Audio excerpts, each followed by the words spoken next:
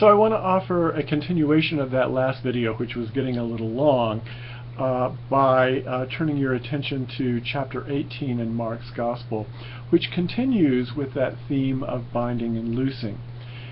In my last video comment, I pointed out that with the confession of Peter at Caesarea Philippi, Matthew seems to suggest that Jesus has set up the church to be a kind of parallel institution to what the Pharisees have done after the destruction of the temple, and to suggest that the church is the locus whereby the followers of Jesus have the authority to bind and loose, to interpret the Torah, the law of Moses, suggesting what may be permitted and what may be forbidden, what may be allowed, what may be disallowed, to offer the opportunity for repentance and for forgiveness. To show just how important that theme is in the Gospel of Matthew, I hope you'll turn to chapter 18 with me, to verse 15. And here you see Jesus talking about the mechanism or the structure even in more detail than what we saw in chapter 16. Here's what verse 15 says. If another member of the church sins against you, go and point out the fault when the two of you are alone. If the member listens to you, you have regained that one. But if you are not listened to, take one or two others along with you, so that every word may be confirmed by the evidence of 2 or 3 witnesses. The confirmation of evidence is a very important aspect of rabbinic thought. It is the way in which Pharisees established precedent in the law.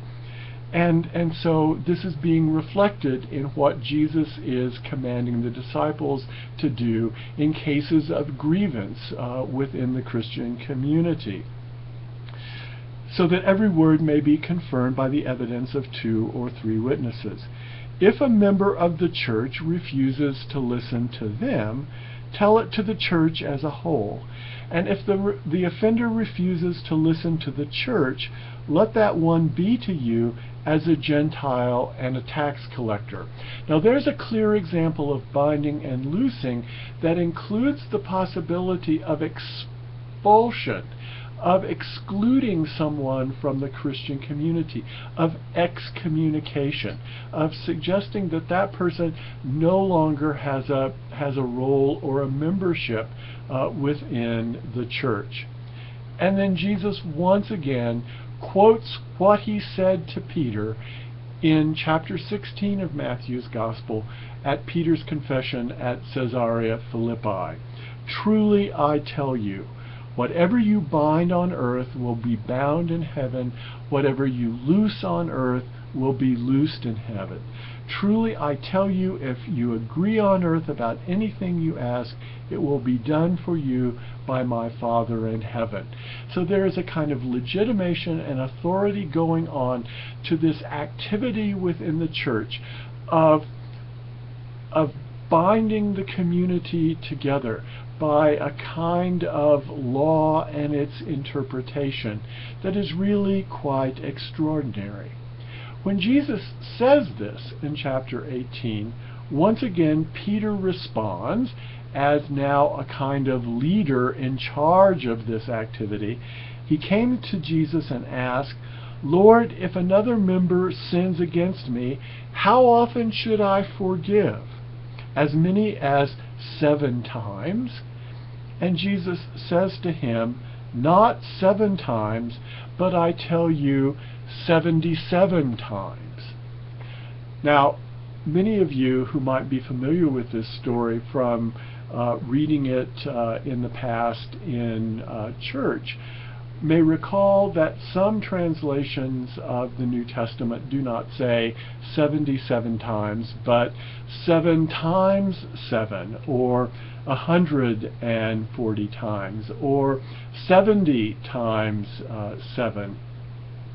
And you will see in the footnotes that Ehrman offers in the Cappuccino book that I've asked you to read, that there is a varying textual tradition here about just how many times it is that you're supposed to forgive your brother when he comes to you, whether it's 77 times or 7 times 70 or any number of combinations. You'll see then that scribes have offered various ways of understanding Jesus' response, but the whole idea is that it's multiple times, and that the image of the community that Jesus sets out here, the community that has the power to bind and loose, is also a community that's to be characterized by its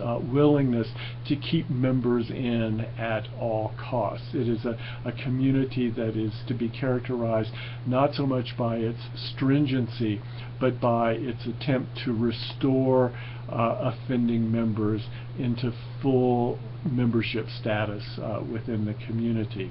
So this idea of binding and loosing in Matthew's Gospel is a particularly important one. It is reflected not only in Jesus' response to Peter at the confession at Caesarea Philippi, but in this broader teaching that's offered in chapter 18 in Matthew's Gospel.